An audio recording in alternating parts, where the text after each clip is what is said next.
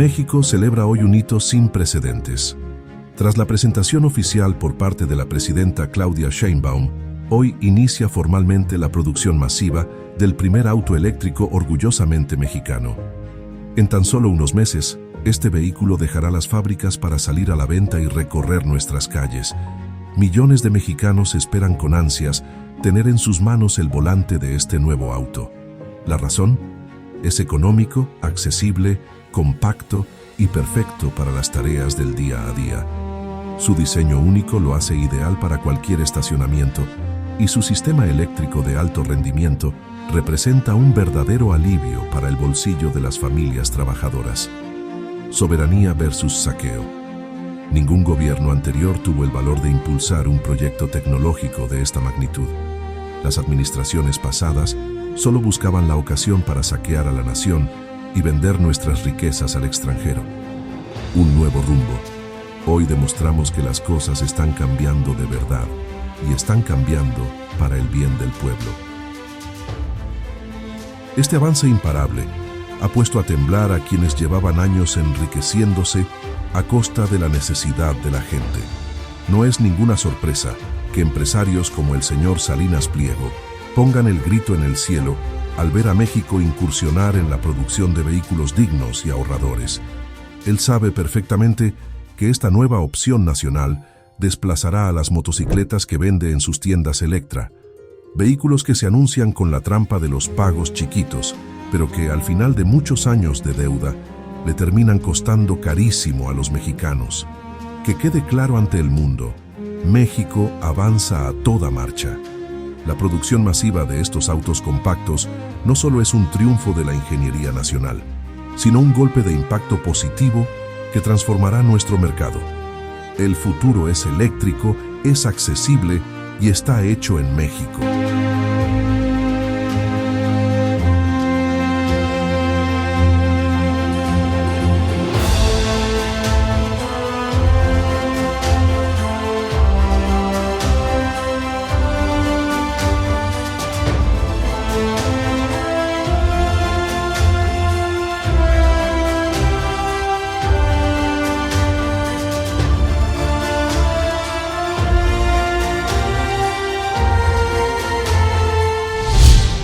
Y también está Roberto Capuano por cualquier pregunta que pueda haber sobre Olinia, que fue presentado el día de ayer, este auto eléctrico diseñado por mentes mexicanas, de jóvenes mexicanas y mexicanos, y realmente es algo muy inspirador. El que al poner juntas y juntos a un grupo de jóvenes investigadores, ingenieras, ingenieros de distintas disciplinas puedan construir un auto innovador, porque es completamente innovador, y que está dedicado para las condiciones de México, para los pueblos de México. Es un nicho que no ocupan hoy ni los grandes vehículos ni las motocicletas, es un mini vehículo, y se hizo mucho trabajo de campo para poder conocer cuáles son las necesidades y a partir de ahí diseñar Olinia. Muchas gracias, Presidenta. Yaret Arciniega, de Revista Fortuna. Presidenta, mientras la inmensa mayoría de los países apoyan la electrificación mediante subsidios a empresas privadas como Estados Unidos con Tesla o Alemania con Volkswagen, solo un pequeño grupo de países como China, Turquía, Arabia Saudita y Polonia han decidido que sus propios gobiernos sean dueños y creadores de los autos eléctricos del mañana. ¿Puede México, a partir de la Olinia, aspirar a desarrollar un modelo de soberanía automotriz después de que aquí se integran pues la mayoría de las autopartes que circulan por el mundo? ¿Cómo garantizar su sostenibilidad económica y técnica y de seguridad para los usuarios a largo plazo? ¿Quieres, Roberto, contestar? Buenos días, Presidenta. Con su permiso y muchas gracias. Buenos días. Me gustaría tomar la oportunidad para platicarles un poco qué es lo que está detrás de Olinia y voy a responder su pregunta en un momento. La intención de Olinia es crear un vehículo para millones de personas en el país que actualmente no tienen una alternativa con lo que ofrece el mercado. No tenemos la intención de competir con ese mercado, sino de crear una nueva categoría. Lo que nos motivó fue encontrar un producto distinto y especial para los usos que tenemos aquí, y por eso nuestro vehículo ha sorprendido, algunos para bien y algunos para mal, con su apariencia, pero porque es un vehículo que no conocíamos, porque nunca se había hecho el ejercicio de diseñar un vehículo para nuestras necesidades. También es importante mencionar que Olinia no es ni una moto ni un coche, y por eso no parece ni moto ni coche. Es un vehículo que tiene es una nueva categoría de movilidad que existe en otras partes del mundo, le llamamos nosotros minimovilidad, pero la norma formalmente se llama un vehículo eléctrico de baja y media velocidad. Eso quiere decir que podemos no parecer ni moto ni coche, sino algo intermedio. La baja velocidad del vehículo también es uno de sus elementos más importantes, porque al poder ir a esa velocidad, los requerimientos que tenemos en la construcción del vehículo son distintos a los que se tiene un vehículo pues, que llega a 130, 140 kilómetros por hora y viaja en las carreteras. Ahora, cuando pensamos de qué es lo que logramos con Olinia, como dijo la presidenta ayer, estamos de cierta forma dando una señal de que desencadenando la creatividad de la ciencia de los jóvenes mexicanos podemos lograr cosas que eran inimaginables e impensables hace muy pocos años. Ahora, el mundo ha cambiado, y cuando nosotros volteamos a ver cómo se ha desarrollado la industria automotriz en el planeta, yo veo algo distinto a lo que usted acaba de mencionar, y le digo por qué. Porque Volkswagen es una empresa en la cual el gobierno tiene una participación directa, y es una empresa alemana, occidental. En el 2007-2008, el gobierno americano invirtió directamente en General Motors, en Chrysler y en Ford para que las empresas pudieran subsistir. Sin esa inversión, esas empresas no hubieran salido de la crisis del 2008. Esta administración del presidente Trump invirtió directamente en Intel. Es decir, el modelo con el cual un gobierno puede desarrollar e impulsar su sector tecnológico es distinto, es variado, y no solamente los casos que usted acaba de mencionar, que tenemos casos exitosos también en China con el involucramiento del gobierno en algunas empresas. Buscamos generar un esquema para catalizar una industria básicamente como lo han hecho en otros países, y eso es lo que me gustaría responder. Gracias, presidente. Gracias, presidenta. Buenos días a todas, a todos. Armando Gama, de Canal 11. Si bien ayer se anunció que el vehículo Olinia estará disponible a la venta, saldrá al mercado el próximo año, preguntarle básicamente con cuántas unidades saldrá esta primera etapa de su línea de producción, dónde se venderán, qué firma las venderá, y si habrá algún esquema de financiamiento, por favor.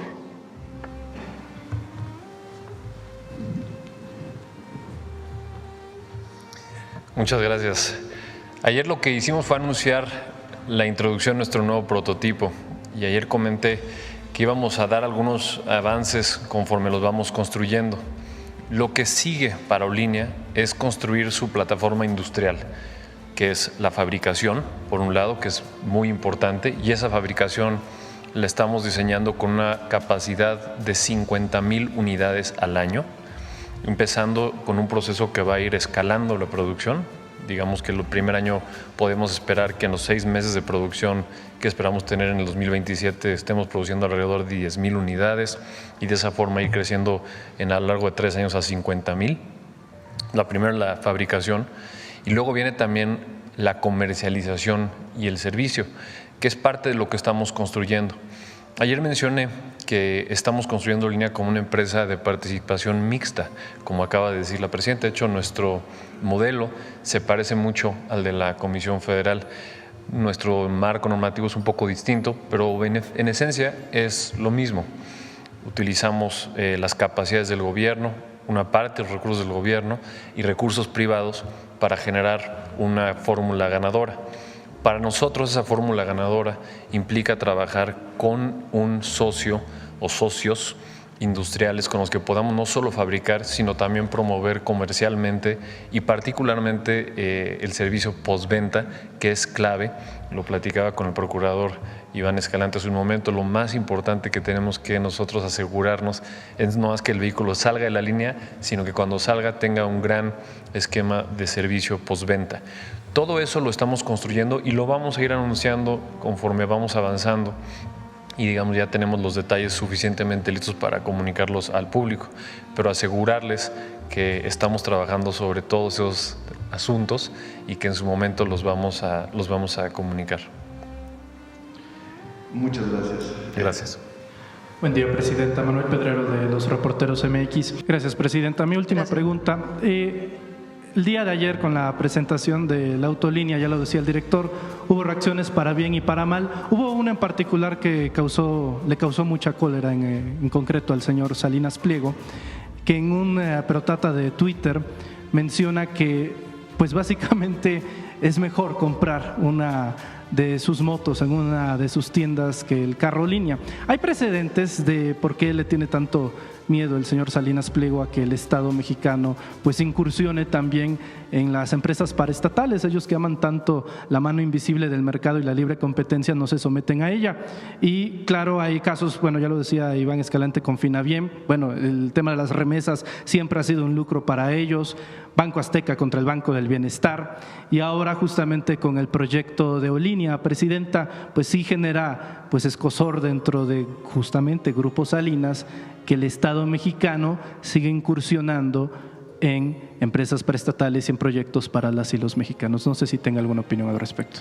Olínea cubre un nicho, no sé si tienen por ahí una lámina que pasó ayer Roberto o Rafael, que viene la motocicleta, el coche y luego la Olínea en medio.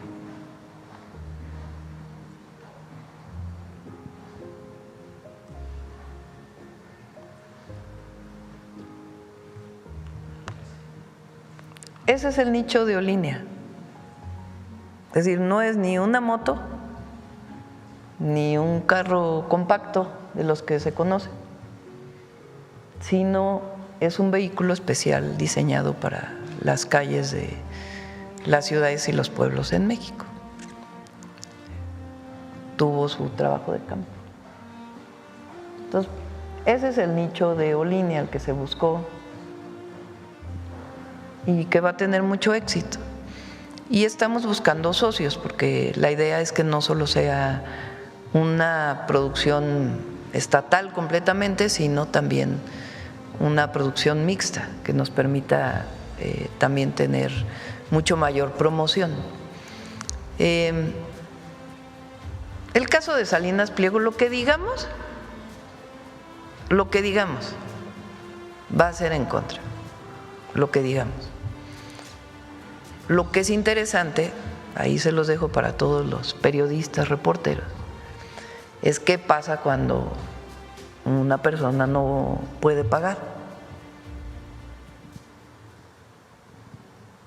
la moto o lo que compre en sus tiendas. ¿Qué pasa con eso? ¿Cómo es que hablan con sus clientes? Vamos a ponerlo así. Muy interesante. Ahora, este es un auto diseñado por mexicanos. Itálica, pues traen todos de otros países y lo montan aquí, lo arman aquí, o de plano la traen completa. De China. Sí. Por cierto, acostumbraban, otra evasión de impuestos que nosotros cerramos, se paga distinto si viene la motocicleta armada completa que si viene en partes. Entonces acostumbraban traer las llantas aparte, la moto, nomás ponerle las llantas y con eso pagar menos impuestos. Era otro esquema de hacer trampa, digamos, también. Entonces vale la pena pues hacer esta investigación Es interesante. Lo que nosotros digamos, ellos van a estar en contra. Lo que sea. No importa lo que digamos. Porque pues tomaron esa decisión, están muy enojados, pues porque al final tuvieron que pagar los impuestos.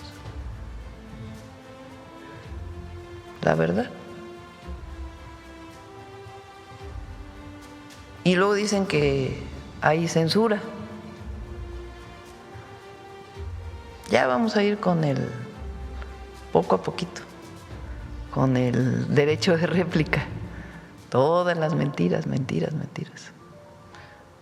A lo mejor le podemos poner aquella canción que, ¿no era Daniela Romo la que cantaba la canción aquella de mentira? Sí. A ver si la ponemos algún día. Bueno. No quiero perder la oportunidad, permítame insistirle con el tema del reportaje de La Opinión de Jesús García, un buen periodista américo-mexicano, quien justamente hoy revela que la supuesta especialidad de ingreso de los gobernadores Durazo y Villarreal existía. Hay un precedente muy importante que no se dice aquí en México.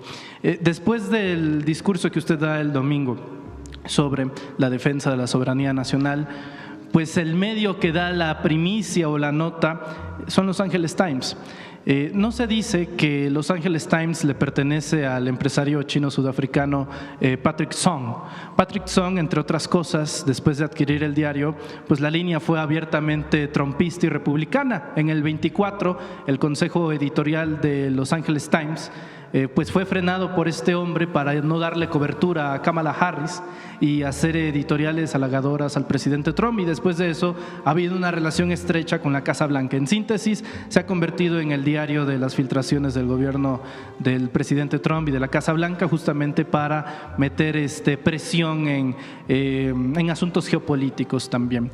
Y ahí fue donde también derivó la supuesta información de que tanto el gobernador Durazo como el gobernador Villarreal contaban con permisos especiales para personas que estaban colaborando en asuntos de índole de investigaciones criminales.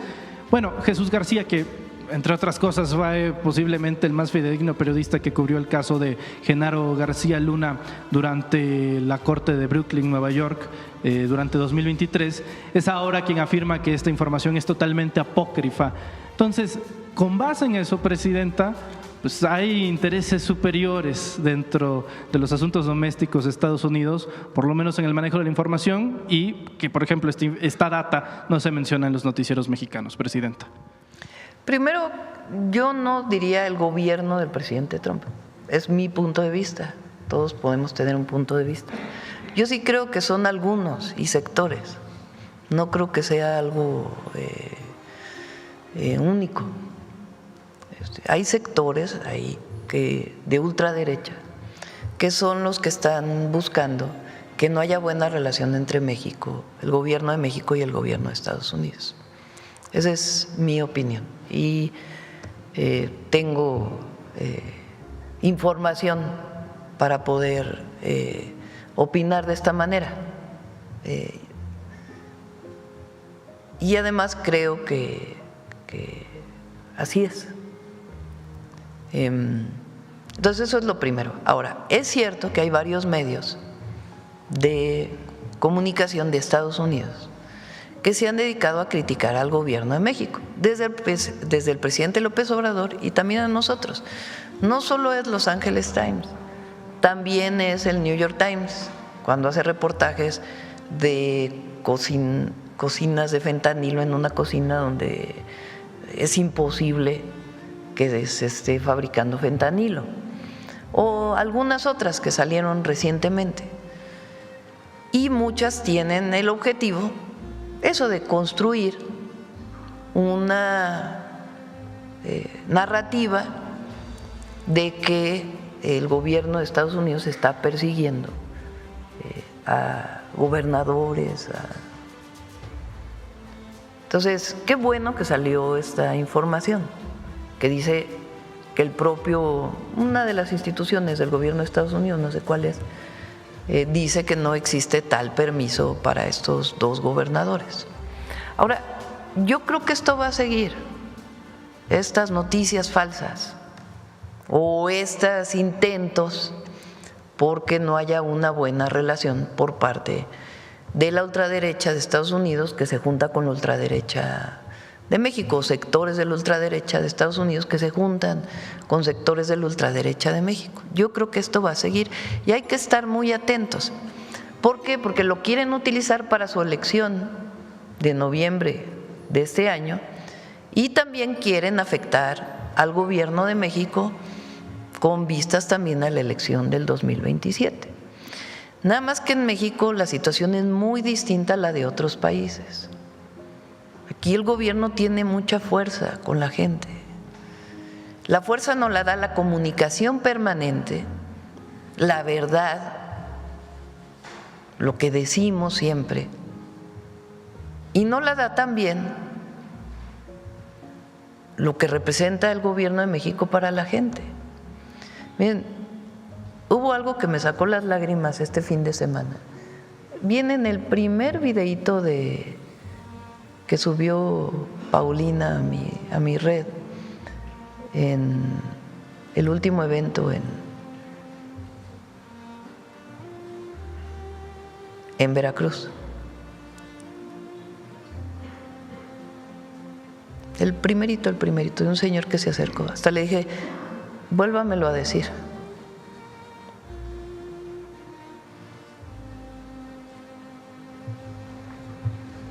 Pero la primera parte. Pero estamos aprendiendo ahorita a vivir con ustedes. Ahí eso. Déjale ahí, párale cuando viene. Ahí, miren lo que dice. Estamos aprendiendo ahorita a vivir con ustedes.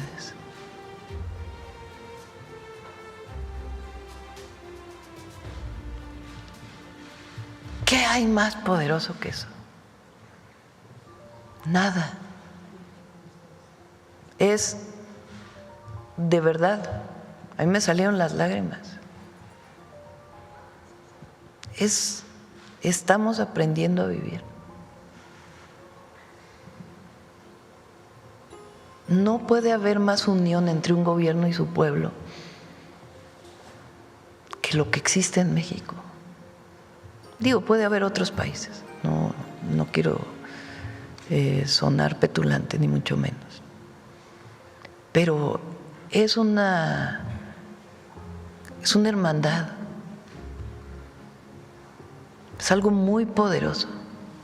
Entonces, toda esta campaña, que ahora por cierto se la atribuyen a Jesús Ramírez, bueno, desde hace rato, está buenísimo. Es que me da risa, ¿no? Porque tiene tanto poder Jesús Ramírez. Porque salió un reportaje especial ayer, ¿no? Pero no cala.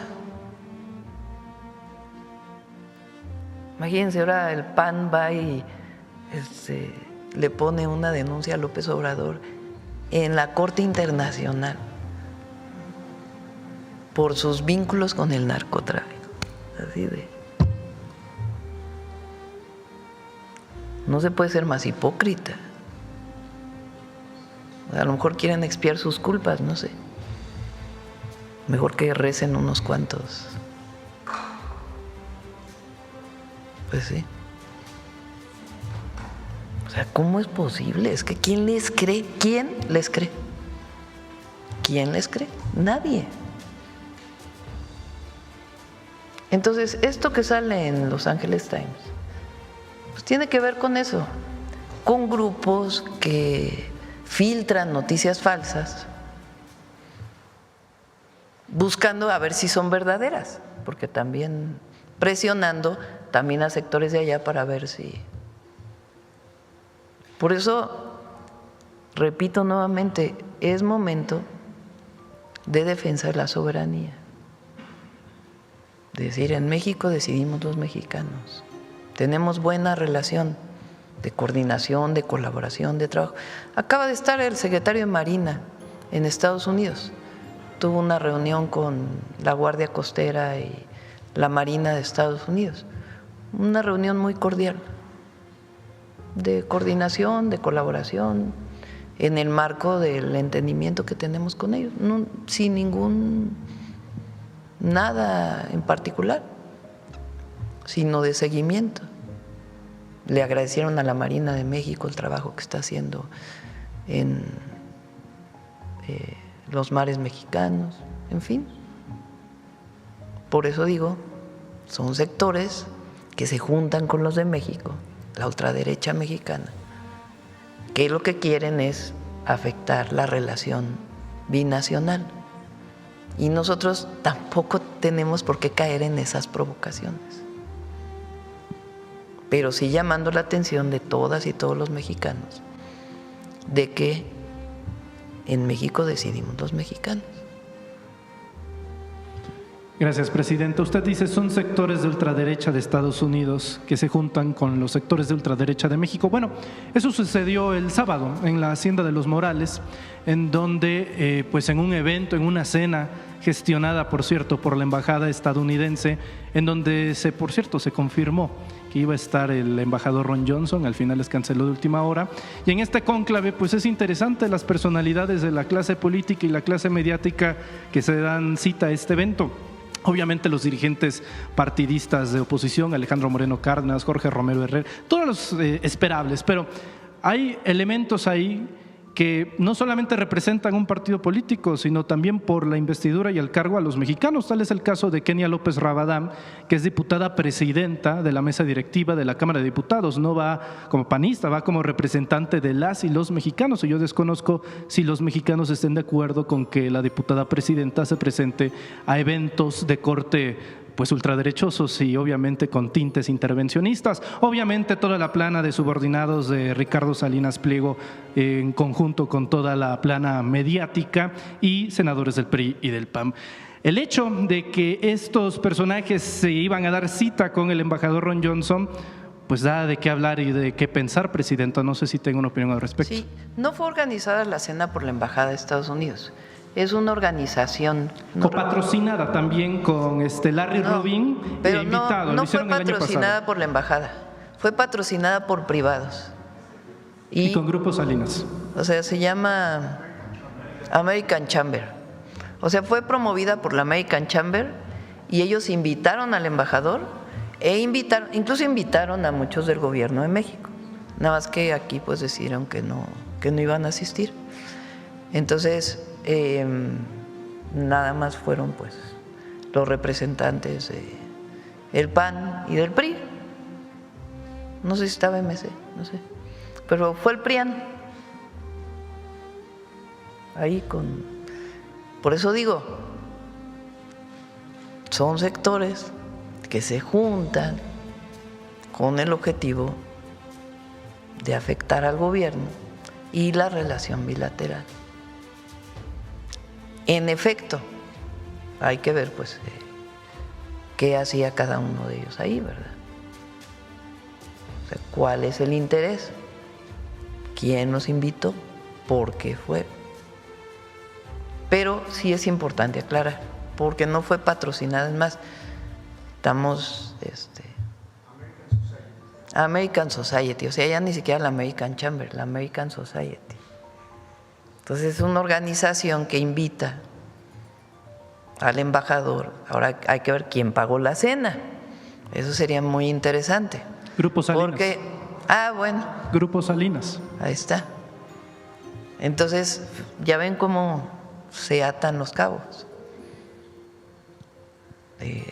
Grupo Salinas financia una cena de la American Society, que no sé quién es, con políticos del PRIAN, que son los que van a Estados Unidos a hablar mal de México, porque no hablan mal del gobierno, hablan mal de México y piden intervención de Estados Unidos en México. Entonces, pero por eso hay que ser muy responsable, ser muy firme en los principios, eso sí, muy firme en los principios. No intervención, y cuando vemos que hay injerencia, decirlo. Y al mismo tiempo cooperación y colaboración. con respeto a nuestra soberanía. Esa es nuestra posición. Y si caminamos por ahí, la gente está con nosotros. O sea, la gente entiende muy bien lo que está pasando. Y hay que seguir explicándolo. Y por eso las jornadas de los fines de semana pues son muy importantes para seguir explicando, informando lo que está pasando.